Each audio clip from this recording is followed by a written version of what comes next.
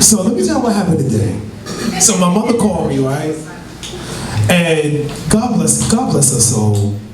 My mother had me when she was really young, so she thinks she's my friend when she's really not my friend. So she drives an SUV, right? You know, I said, Mom, why don't you get a car? Why don't you get like a Mercedes or something like that? She's like, no, it's too low to the ground for me. So my mother's 5'8", so that's for a woman, you know, that's pretty tall. So my mother called me, and she said, she goes just like this. Somebody hit my car. Wow. I said, what? So, you know, whenever something happened to my mother, I'm instantly ready to fight.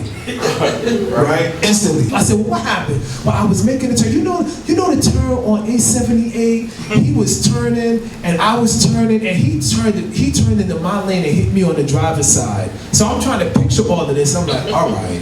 So she said, well, I said, well, did you call the police? She said, well, the police just came. I said, well, Mom, they don't just show up. I said, they just showed up? She said, yeah, I don't know where they came from, but they just showed up. I said, well, who hit you? She said, well, it was a rabbi.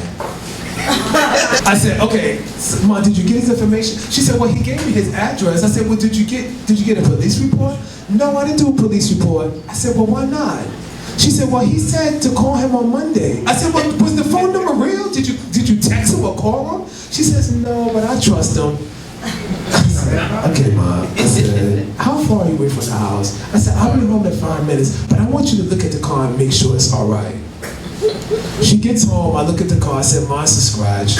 I said, even if he, pull the flim flam, we'll get it fixed on Monday. She said, well, I'm gonna call him on Monday. You can't call the Jews after 6 o'clock.